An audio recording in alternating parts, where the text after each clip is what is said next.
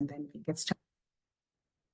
Thank you, Mataji. And please stop me as soon as you see Prabhu on the call. Om Namo Bhagavate Vasudevaya. Om Namo Bhagavate Vasudevaya. Om Namo Bhagavate Vasudevaya. Narayanam Namaskritya Naram Chaiva Narottamam Devim Saraswati Vyasam Tato Jayam Mudirayet Nashtaprayeshu Abhadreshu Nityam Bhagavata Sevaya Bhagavati Uttama Shloke Bhaktir Bhavati Naishtiki Krishnaya Vasudevaya Devaki Nandanaya cha Nandagopa Kumaraya Govindaya Namo Namaha. So in yesterday's class, we saw the childhood pastimes of Krishna, and we covered up till chapter 11 of the 10th canto of Srimad Bhagavatam. So we stopped at the pastime of Bakasur. The childhood pastimes or the Balya Leela are the pastimes that happened when Krishna was very, very young, till he was, say, 5 or 6 years old. And after that, he enters what is called as Paugandalila. So the killing of the demon Agasura onwards, we discuss the pastimes of Krishna dealing with different demons when he was post 5, 6 years old. Okay, so that is the topic given to for today. And unfortunately, I know you were all waiting for His Grace Garanga, for Garanga Prabhu, and we couldn't have him here, but I'll just try to cover a few points about the demons in Vrindavan Leela. Om Ajnanatimirandasya Jnananjanashalakaya Chakshurunmilitam Yena Tasmai Shri Gurave Namaha. Mukam karoti vachalam pangum langayate kirim yat kripatamaham vande Shri Gurum Dinatarinam Paramananda Madhavam Sri Krishna Chaitanyam Ishwaram. Nama Om Vishnu Padaya Krishna Presthaya Bhutale Srimate Bhakti Vedanta Swami Nityanamane. Namaste Saraswate Deve Gauravani Pracharine Nirvisesha Shunyavadi Paschatya Deshatarine. Jaya Shri Krishna Chaitanya Prabhu Nityananda Shri Advaita Gadadhara Shri Vasadi Gaura Bhakta Vrinda. Hare Krishna, Krishna Krishna, Hare Hare, Hare Rama, Rama Rama, Hare Hare. So one day, when Krishna wanted to enjoy a nice picnic lunch in the forest, he went out early in the forest along with all the cowherd boys. So you know from the previous session that Krishna started taking care of cows. He became old enough to take cows into the forest. So along with their respective group of cows, all the cowherd boys, they decided to go to the forest to enjoy their picnic. So when they were in their picnic time, there was a demon by the name Aghasura who appeared there. This Aghasura was the brother of Putana and Bakasura.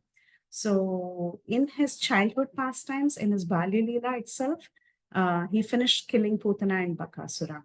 Putana is often called as Baki because she's the sister of Baka. So Baki and Baka had another brother by the name Agha. And this Aghasura took the form of a big python.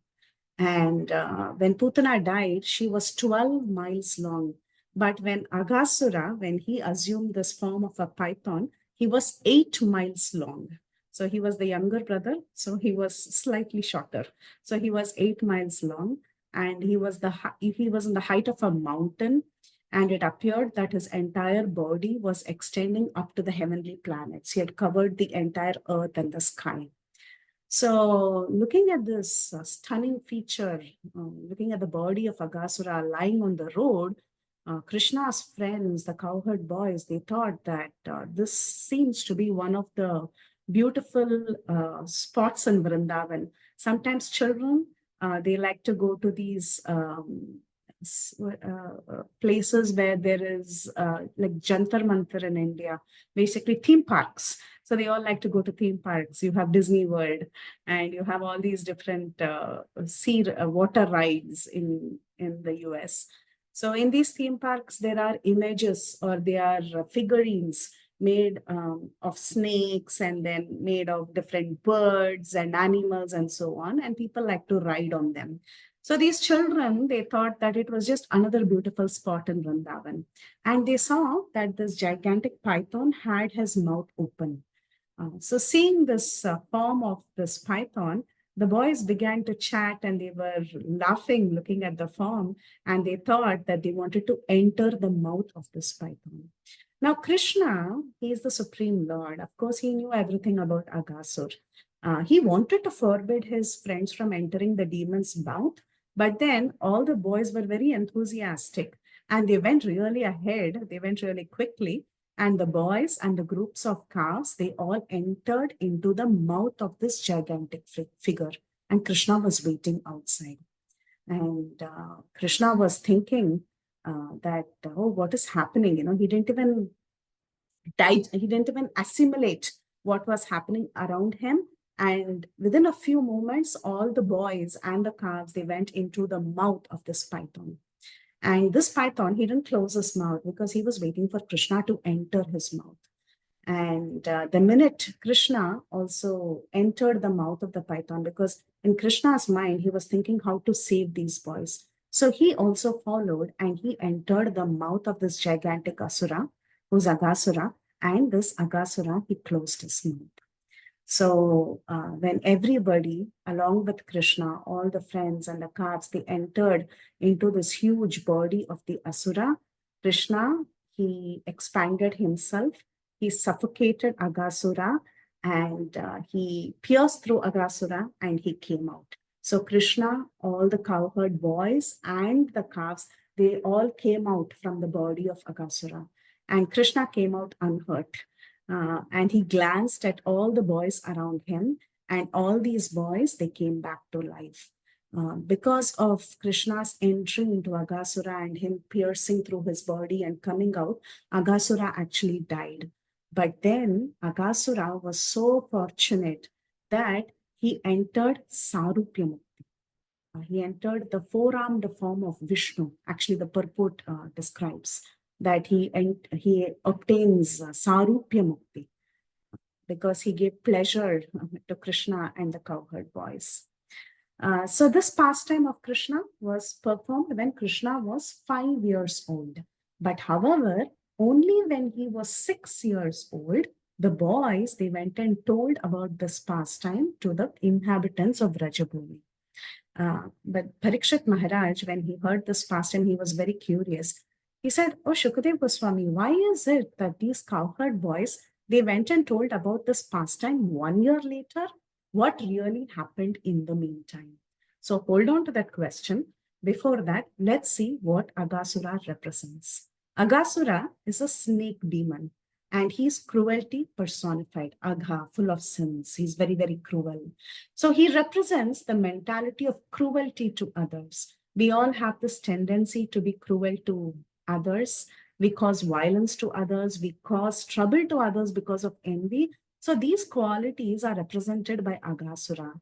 This is an attitude that results in offense against chanting the holy names. And we also have this attitude of being unwilling to help others and in giving them Krishna consciousness. So this demon is there within all of us. In fact, Aghasura was the younger brother of Putana and Bakasura, and he took this form of a python, and Krishna came out of this python. So the idea is that this demon of Agha, being cruel to others, causing trouble to others out of envy is within us. But then when we take shelter of Vaishnavas and when we chant the holy names of the Lord, eventually we can conquer this demon that is there within us. So all that we have to do is we have to think about Krishna, chant his holy names, and take shelter of Krishna, and Krishna will pierce through these misgivings that is there in our heart and purify us. So we stopped at a point where all the boys went and told their parents about the killing of Aghasura only 1 year later. So what happened really during that time? When Krishna was actually, after killing Agasura, he was in the forest and he was along with his cowherd friends. He wanted to enjoy lunch. So all the boys, they sat in the forest around Krishna, and they sat in a beautiful circular formation so that Krishna could be seen by everybody, and all the boys were visible to Krishna. And at that time, um, he saw that the calves were also very, very hungry. These calves were allured by green grass that was seen a little far away, and they started moving far away. So Krishna and the cowherd boys, they became very agitated, thinking, "Oh, my calves are going away." And the boys wanted to go and bring the calves. But however, Krishna encourages the boys and he tells them, "You please take your tiffin without being agitated. I will go and find these calves." So saying so, the Lord departed. And actually, Brahma, who was the mischief monger at this point in time, he wanted to test the potency of Krishna. So he was the one who stole the calves and the cowherd boys who had gone away, and he took them and he kept them in a secluded place. So Krishna, he goes in search of the calves and the cowherd boys who had wandered originally, and he could understand that this was actually a trick that was played by Brahma. And in order to teach Brahma a lesson, as well as give pleasure to all the associates in Vrindavan who were in Vatsalya Rasa, who were his mothers, he expands himself to become the calves and the boys. And he takes the forms of the calves and the boys exactly like how they would look, exactly like how they were before. So, in this way, he created another pastime. For one full year, actually, Brahma took these calves and cowherd boys who actually wandered with the calves, some of them who went with the calves in search of the calves. He took them just for a moment to the higher planetary system, to his planetary system, but it was one full year in the earthly planet. So, one full year, the mothers, they had an opportunity to have Krishna directly as their son, because Krishna became the cowherd boys, and similarly the cows also had an opportunity to really have Krishna as their child, because Krishna also became the cows. And after one full year, Baladev, he could understand that there was something very strange, because the affection showed by the Gopas, Gopis, as well as the cows was multifold when Krishna had become their child. So Balaram, he could guess that there is something that Krishna has done. And Balaram questions Krishna, and he was informed of what really happened. And after one full year had passed, Brahma, he returns and he saw that Krishna was still engaged as usual with his friends, because the same Krishna who had expanded himself as the cowherd boys as well as calves would go every day into the forest like any other normal day. And Brahma, he thought he had successfully hidden these boys and the calves. But when he came and he saw all of them were intact and he was fully bewildered. So then Krishna, he exhibits his forearm Narayana form in front of Brahma. And now Brahma could understand Krishna's potency and he begins to worship Krishna.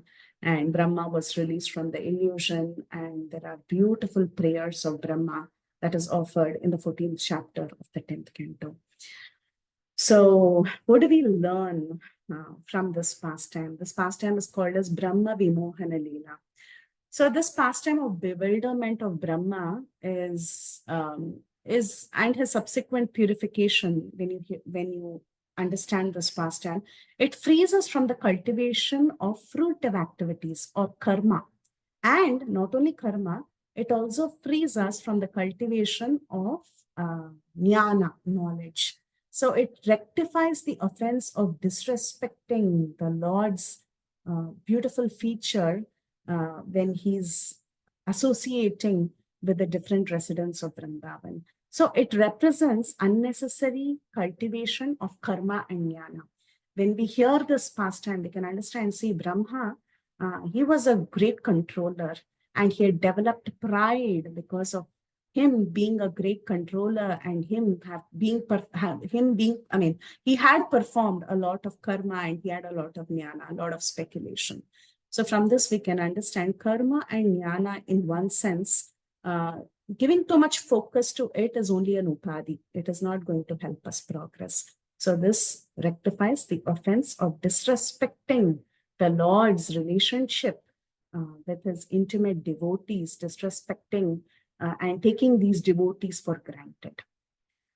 Next, after this Brahma Vimohan Leela happened, Brahma offers very, very beautiful prayers, and these prayers are very heartfelt. Some of the prayers that he mentions, which I have relished in the past, is about how Brahma tells that he's very, very insignificant. This is a very beautiful verse. Brahma says, "Who am I? What am I? A small creature measuring 7 spans of my own hand. I am enclosed in a pot-like universe composed of material nature, the total material energy, false ego, ether, air, water, and earth. And what is your glory? Unlimited universe pass through the pores of your body, just as particles of dust pass through the openings of a screened window."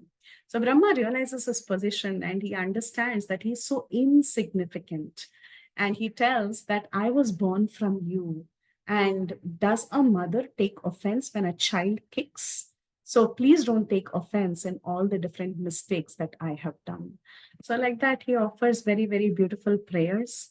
And but however, Krishna, his reaction was he didn't even acknowledge Brahma. He was looking elsewhere because his absorption was, when can I go and play with my friends? And who is this man who's offering prayers to me? So that was Krishna's reaction. Then, as time went by, Balaram and Krishna, one day they took their cows to the pasture. And when they entered a beautiful forest that was decorated with clear lakes, they began playing along with their friends. So Baladev, he was pretending to be very, very tired. So he laid his head upon the lap of another boy, and Krishna, he goes and he massages his feet. There is a very beautiful painting of this picture. Balaram sleeping on the lap of a cowherd boy and Krishna massaging his feet. And Krishna, he also placed his head on the lap of another cowherd boy to rest, and another cowherd boy was massaging his feet. So in this way, Krishna, Balaram, and all the cowherd boys, they were enjoying various pastimes. And during their play, Sridham, Subal, Stoka Krishna, and all the different cowherd boys, they began to describe to Rama and Krishna, Balaram and Krishna, that there was a very wicked demon by the name Dhenukasura. Now, this Dhenukasura, he had assumed the form of a donkey, and he was living in the Talavan forest that was near Govardhan Hill. Now, this Talavan forest, it had many fruits, different varieties of sweet fruits. And but however, fearing this demon who was taking care of that forest, nobody would dare to enter this forest. So the cowherd boys, they were telling Balaram and Krishna that we should go and taste those tasty fruits, those tasty thala fruits. But then we have been forbidden. Somehow, you both are the ones who will actually help us knock down the demon and get as many fruits as we want. So they decide to explore and go to the Talavan forest. And Balaram, here, he's the hero in this pastime. He's the one who kills Dhenukasur. So Lord Balaram, he goes into the Talavan forest and he starts shaking the palm trees. And as soon as he started shaking all these palm trees, Dhenukasura got alerted and he started running swiftly to go and attack Balaram. But then Balaram, he grabbed with one hand, just like how Vatsasur was killed. If you remember, Vatsasur, what did Krishna do? He held the hind legs and the tail and then he swirled them on top, right?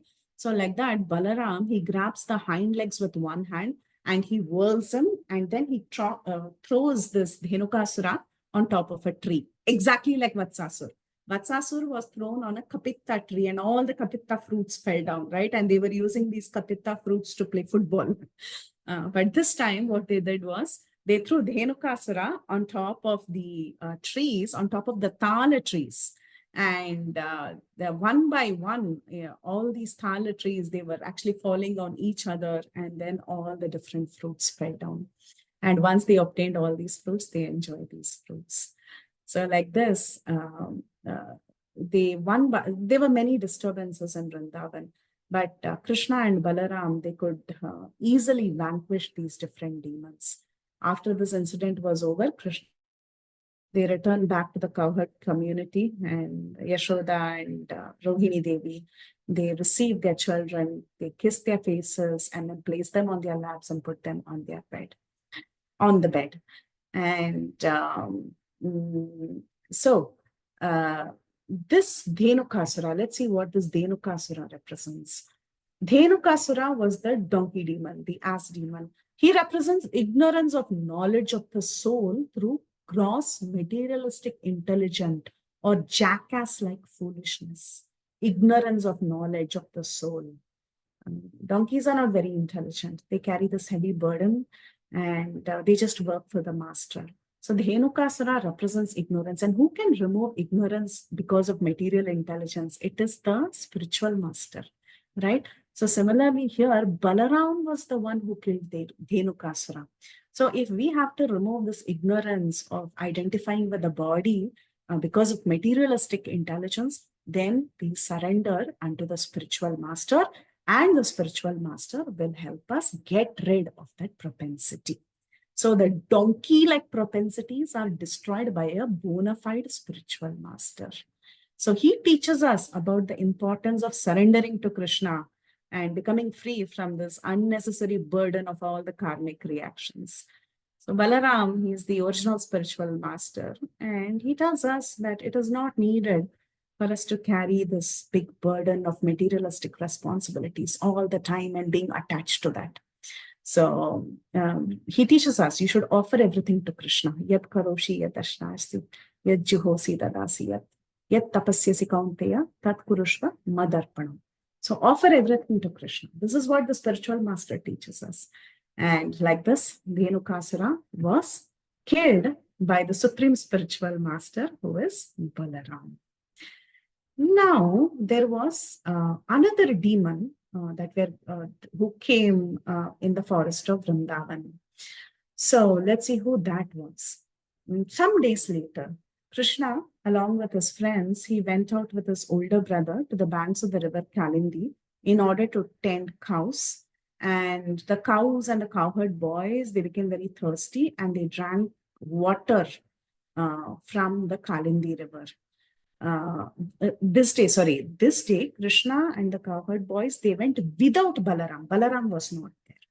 So whenever there are, when Krishna has to deal with snake demons, usually Balaram is not in the picture. So somehow that day it was Balaram's birthday. Prabhupada writes in the purport that it was Balaram's birthday and Mother Rohini had him at home because he had to give charity to all the Brahmanas and feed the Vaishnavas. So Balaram was kept at home. And without his older brother, Krishna went into the forest along with the cowherd boys. And these cowherd boys became very, very thirsty. And they drank some water from the river Kalindi. And because Kalindi was contaminated with poison, Kalindi is Yamuna. And because she was contaminated with poison, all these boys who drank the water, they fell on the river bank. And seeing this terrible situation, Krishna, he brings them back to life by his merciful glance, exactly like how he brought back all the cowherd boys back to life when they came out of the body of Aghasura. Similarly, Krishna, with his merciful glance, he brings back all of them to life and they regain their consciousness and they all appreciate Krishna. So, what really happened? What really happened? What was happening in the waters of River Kalindi or Yamuna?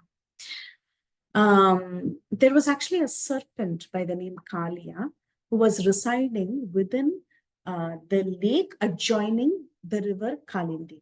So Kalia was in a pond that was somewhat disconnected from Kalindi, because if the poison is in the main river, as the river flows, the poison will get diluted, right? If it's a big flowing river. But it is mentioned that this was a little lake adjoining the river Yamuna. And that is where Kalia was residing. So the waters of Yamuna, especially in this lake area, was contaminated by Kalia's poison. And Krishna, he wanted to teach this Kalia a lesson. So Krishna, he climbs up to a Kadamba tree on the river bank and he jumps into this water. And he began to fearlessly play in the water like a maddened elephant. So there are some descriptions that when he was swimming in the water would move several feet, like a little boy. He was a little boy. How much water can be displaced? But then when Krishna was swimming, he was purposely doing this to attract the attention of Kalia. So the water got displaced by many, many feet. And Kalia couldn't tolerate Krishna's trespassing in his personal residence because he was very area conscious, region conscious. He thought, this is my area. How can Kalia come here? But then Kalia, he swiftly goes towards Krishna and he began to bite him on his chest.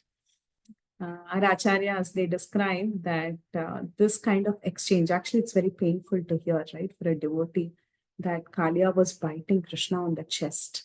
But then Krishna, he was taking it as the kisses of Kalia. He considered it in a different rasa.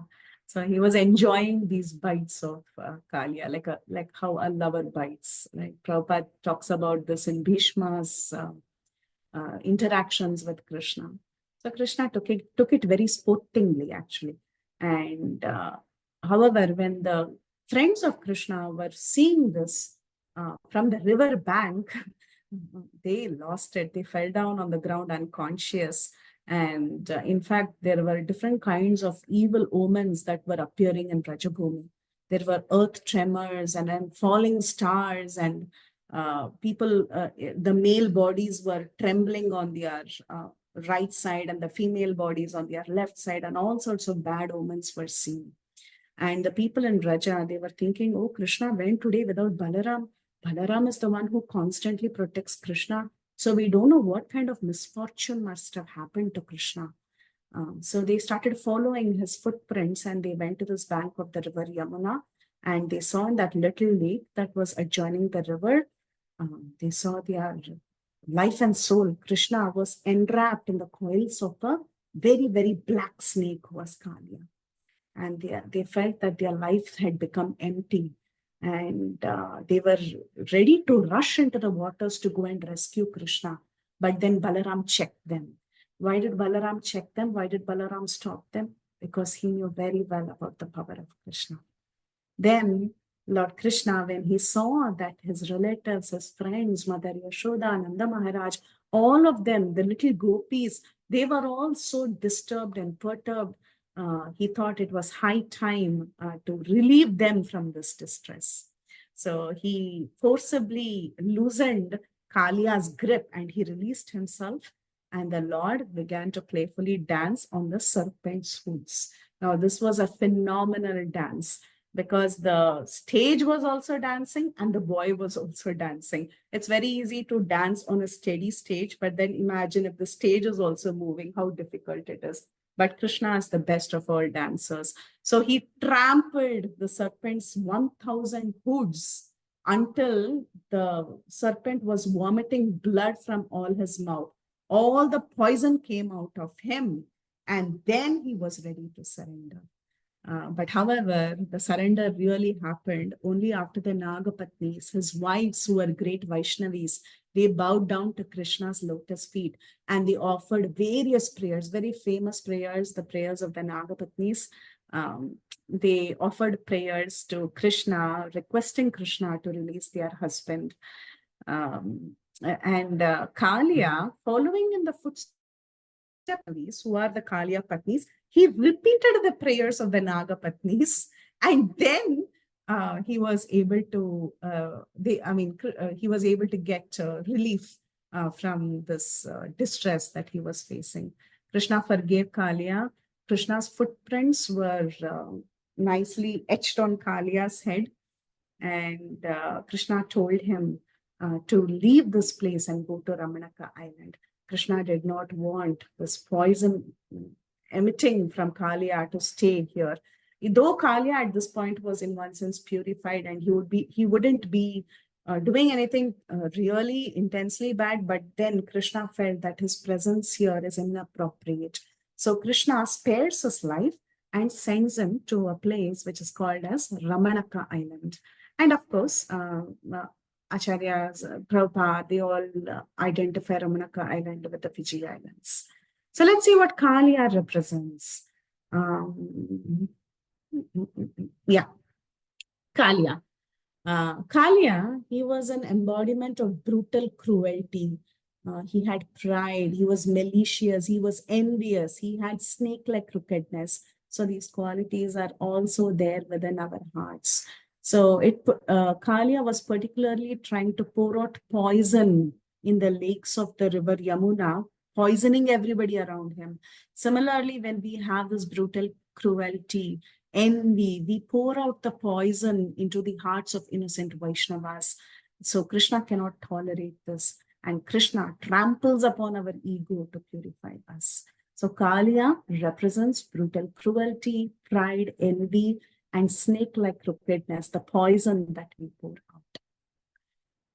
Then there is a very nice description of how, because Parikshit Maharaj is very curious about the history of Kalia.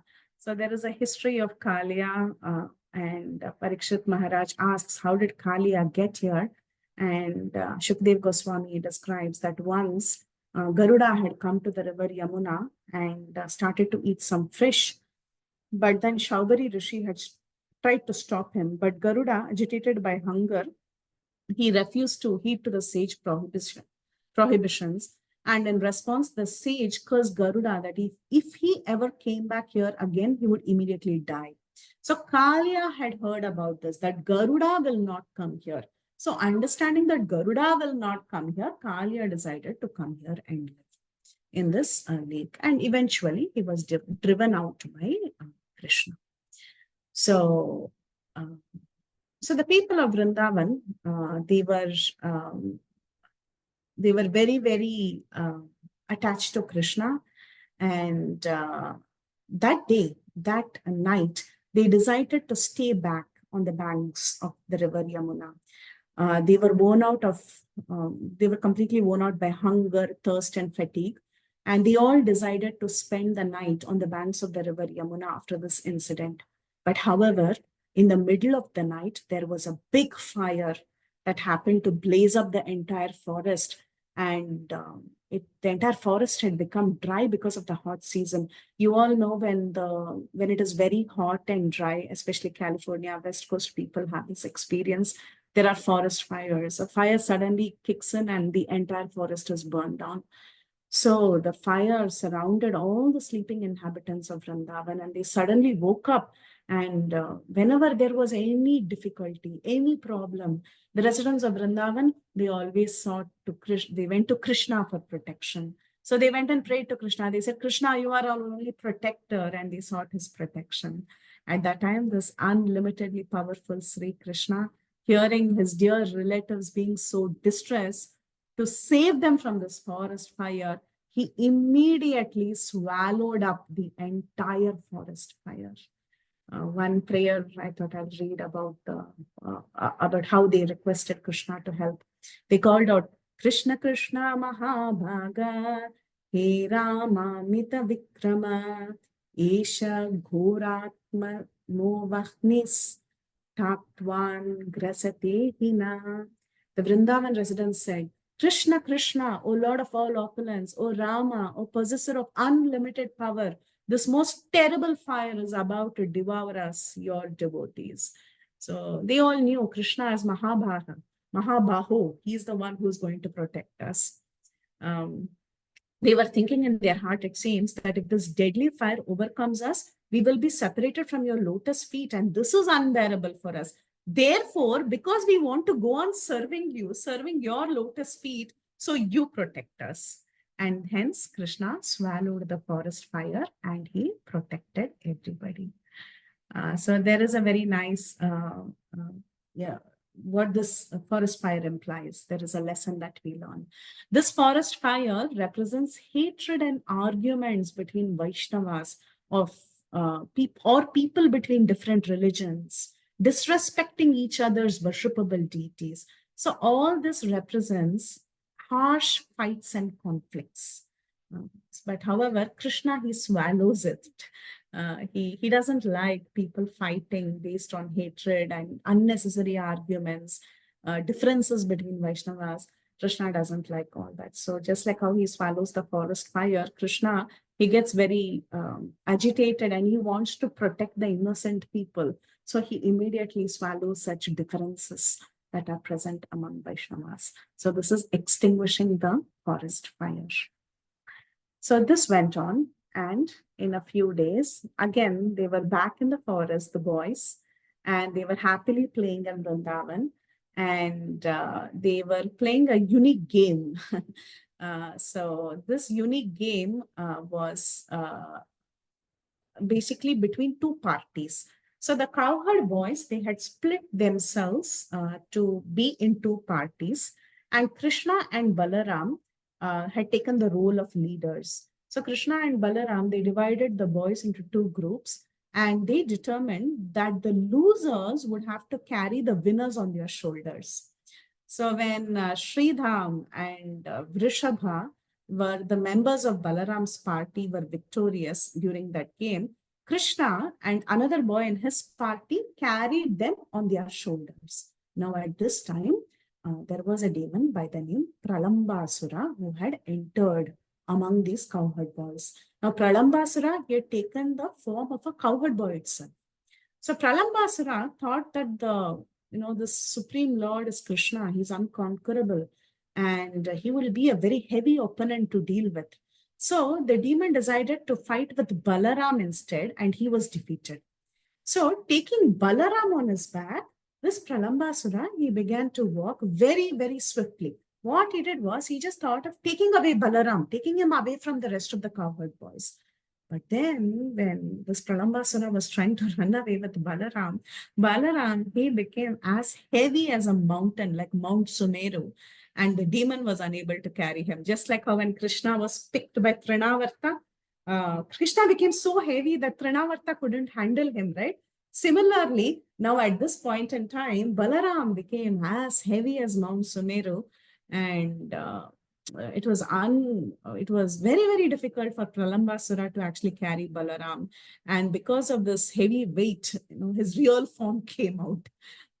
Sometimes when we are under very stressful circumstances, our true colors are shown, right? So like that, Pralambasura, he took his demoniac form.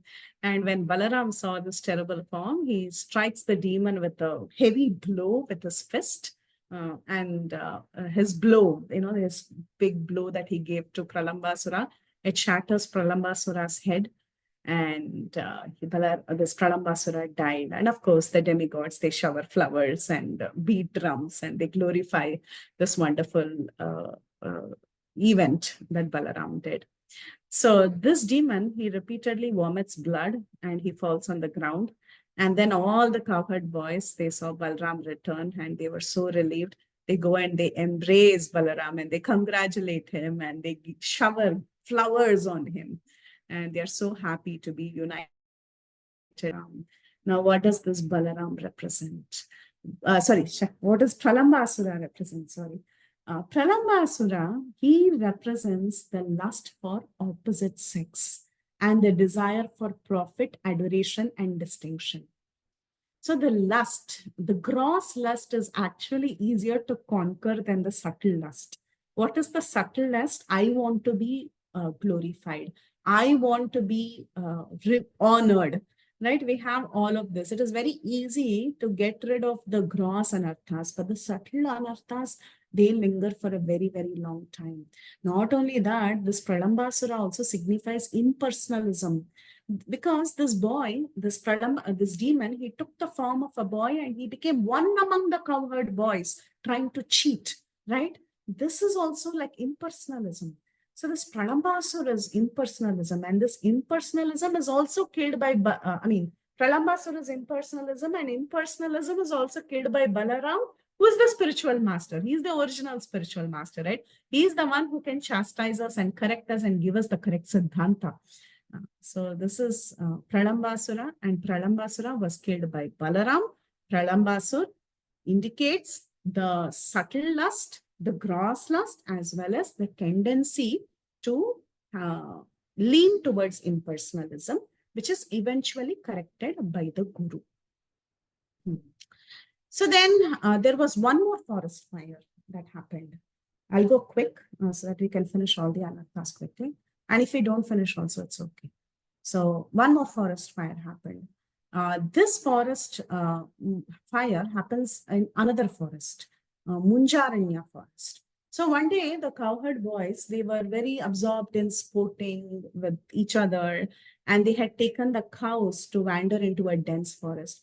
But then suddenly a forest fire blazed up. It was a hot summer, and forest fire blazed up, and the flames were engulfing the entire area.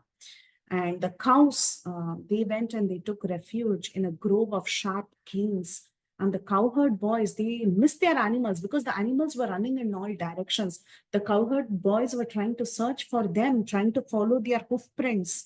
But finally, the boys, they found these cows and they removed them from the cane forest. But by that time, the forest fire had become so strong that it was threatening both the boys and the cows who were there. So at that time, all the cowherd boys, the only thing they know is Krishna. So they took shelter of Krishna, who's the master of all mystic power. And what did Krishna do? He asked them to close their eyes. The boys had full faith in Krishna. They didn't behave like us. If we are asked to close our eyes, our eyes will be half open because we don't trust the other person. But then these boys, they had full faith in Krishna and they closed their eyes. They did as they were told. And in a moment, Krishna, he swallowed up this entire fierce forest fire and he brought them back, all the boys and the cows. Mystically, he brought them back to a bandira tree. And this was the wonderful display of Krishna's mystic potency. So the cowherd boys were amazed at what happened, and they were praying Krishna. They were telling he must be some demigod. He has amazing mystic powers. So they were so amazed to see that everybody was saved from this terrible fire, and also they were brought back to the Mandira tree in a safe place. So then they started singing Krishna's glories. They played the flute and the drums and whatever they had, bugles and all of that.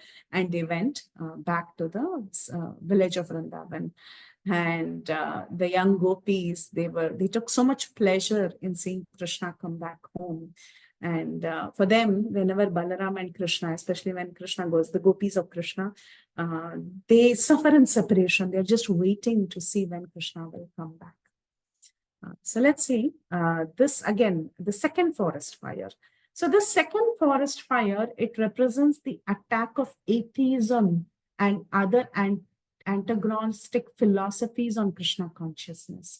So actually this forest fire was a friend of Pralambasur, apparently. Sanatan Goswami says. So Sanatan Goswami says that this forest fire was instigated in the sense they were friends. He was also a demon. Okay, the forest fire itself was a demon, and he was a friend of Pralambasur. Now that Pralambasur was killed, so this forest fire was instigated in another forest. And that way, this forest fire was trying to devour everybody. This atheism and other deviant philosophies, they devour our Krishna consciousness. So this forest fire represents such kind of attitude of atheism and other deviant philosophies. So there's a description of the rainy season and autumn season in Vrindavan, which is extremely beautiful. And there is also a description of Venu Gita, the gopis glorifying the flute of Krishna. And eventually, Srimad Bhagavatam talks about how the Brahmana's wives were blessed. This is a very beautiful section. This is chapter 23 of the 10th canto of Srimad Bhagavatam. So one day, the cowherd boys, they had all gone into the forest, and the cowherd boys became very, very hungry. So they asked Krishna about getting some food. And Krishna, he told them if you want food at this point in time, the best way to get food is to go and bake some food from a group of nearby Brahmanas who are performing a sacrifice. But then the boys, they thought that's an excellent idea, and they thought they would go and ask. But then these Brahmanas, they were very proud and they ignored the boys. They thought that Krishna is an ordinary human being. So the boys, they returned disappointed. But then the Lord sends them again, telling them, you go and ask the Brahmanas' wives for food. Because initially the boys, when they went and said, we are hungry. And this time Krishna tells them, go and tell that Rama and Krishna have come here and they are hungry. So the boys, they go again to the Brahmana's wives asking for food. And these ladies, they had heard about Krishna's transcendental qualities and they were very attached to him. So as soon as they heard this word, Krishna and Balaram are nearby and they are hungry, they went to him with great haste. They collected all varieties of foods and they packed it immediately and they ran in haste to go and see him. So in this way, these beautiful Dvijapatnis, the wives of the Brahmanas, they went and offered themselves to Krishna. And they told Krishna, we just want to stay here. We don't want to go back at all. But then Krishna told them that these women can actually go back home. They should go back home and they should develop transcendental love for him by seeing his deity form in the temple, meditating on him and chanting his glories. So he advises them that if you want to attain perfection, it is not that you should attain perfection only by physical presence. You can also achieve the same result by staying back in home, performing deity worship, chanting the glories of the Lord and meditating on the Lord. So like that, he gives them instructions and he tells them that it is your duty to support your husbands. They are performing Vedic sacrifices. It is your duty to be by them, because a man cannot perform a sacrifice without his patni, right? She's the person who actually sanctions the sacrifice. So Krishna tells you have to go back and support your husbands. And Krishna also gives them the benediction that their husbands would never see any fault in them or would not, find a mistake that actually the ladies had walked away and they wanted to stay with Krishna. So like this, the desires of even the Dvijapatnis was actually satisfied. Now, the Brahmanas performing sacrifice, this pastime, it illustrates the fault of indifference towards Krishna that is arising out of pride due to high birth in the Varnashram system. Sometimes Brahmanas, the caste Brahmanas, they become so attached to, I am a Brahmana. They think in terms of birth and they even disrespect other Vaishnavas. So having too much attachment to the Varna and Ashram is also discouraged, actually. We should have attachment to Krishna, not to some Varna that we are born in. So this pastime illustrates how sometimes we can even become indifferent to Krishna. We might be so absorbed in our karma that we forget that when the Supreme Personality of Godhead comes and asks for food, we are refusing to give him food in person. Rather, we are so busy offering ghee in the yajna trying to please the Supreme Lord. So this is the anartha that is represented by this particular pastime of the Brahmanas' wives being blessed. Actually, the Brahmanas, they in fact condemn themselves. How fortunate are our wives? Our wives were so fortunate. They are in fact much more intelligent than us, that they went and they directly saw Krishna. They directly saw Krishna. But fie on us, we were so absorbed in doing these different sacrifices. And then comes the beautiful pastime of Govardhan Leela. You all know Govardhan Leela. So I'm not going to describe it in great detail because it spans over 3-4 chapters. But then I'll tell you the anartha that it represents.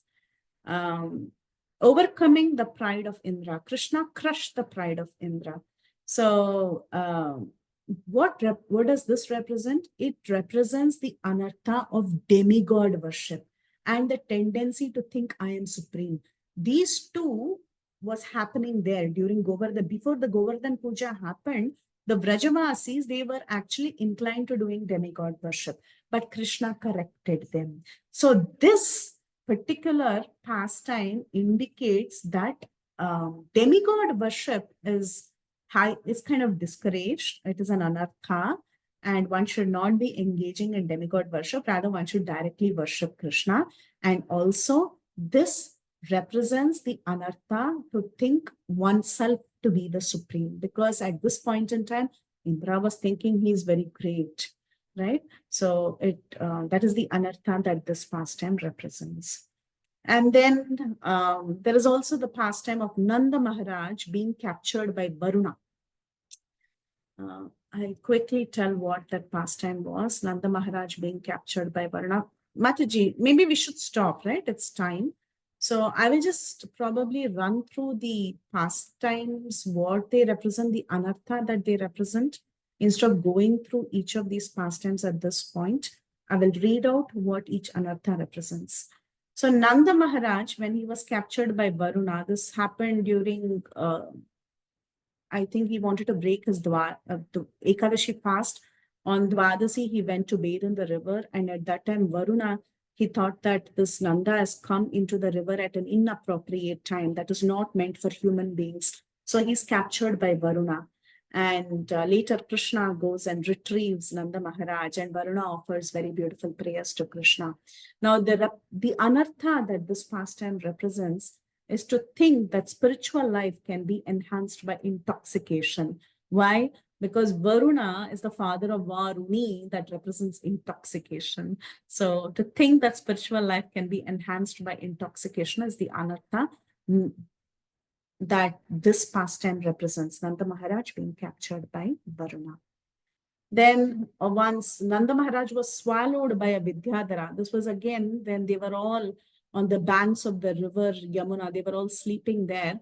At that time, there was a snake. Vidyadhara had taken the body of a snake, and he slowly started swallowing Nanda Maharaj. And then Krishna, he goes and with his lotus feet, he touches the end of the snake, and the snake is relieved from the body that he is in, and that Vidyadhara comes out and he offers prayers.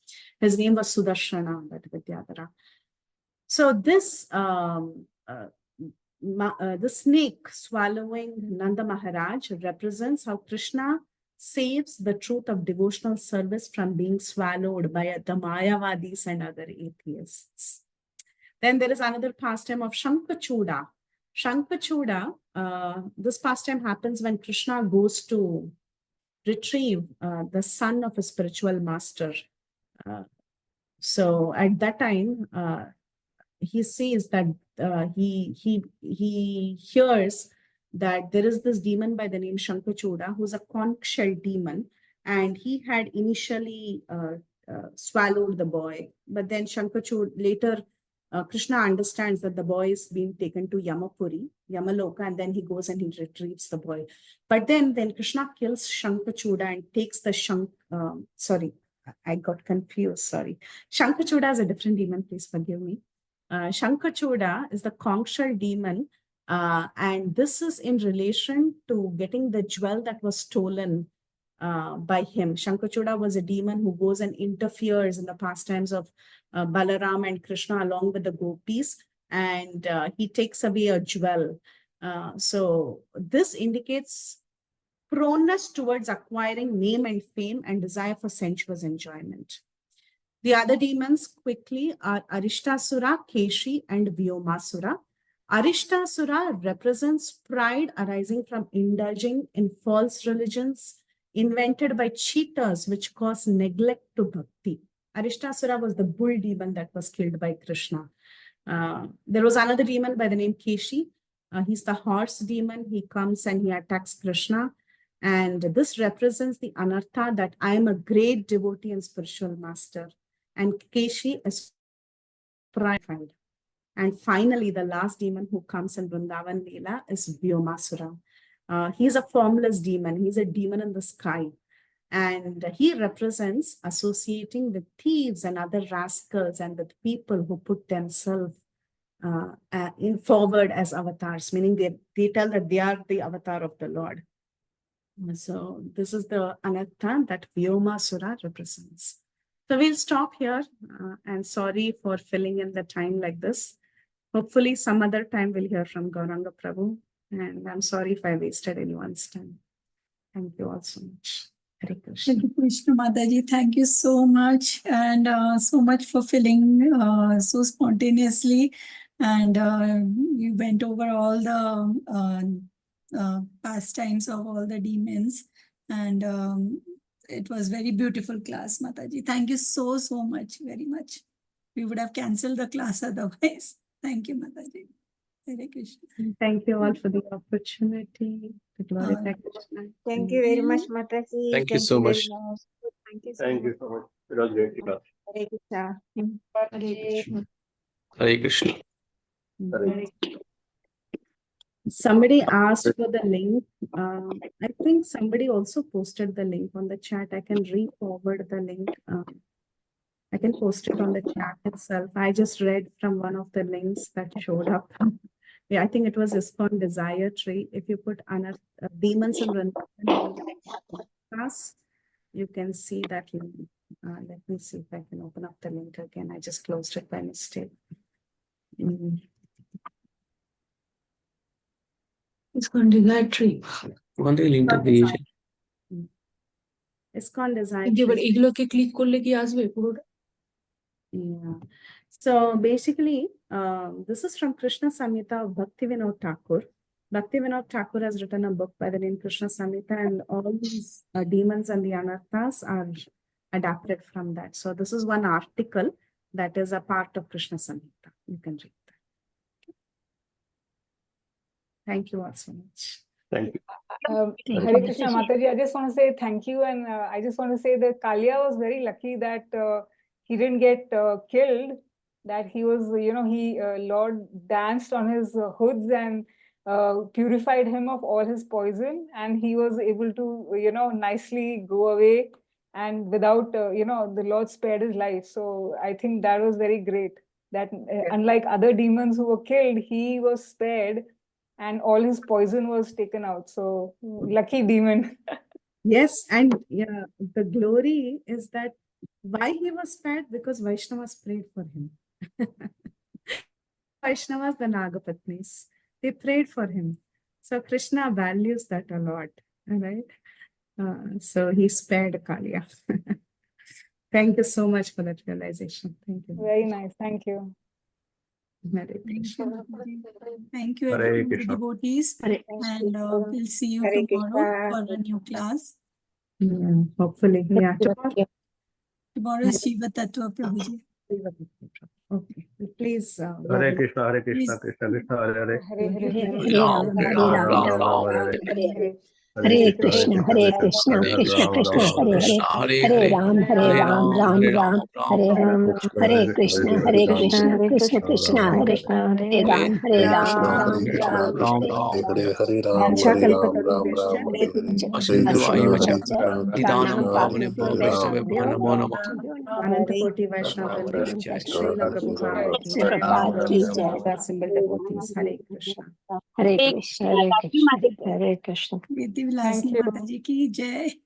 Preethi Veelasni Okay. Mataji ki Thank you, jai. devotees. We are closing the call now.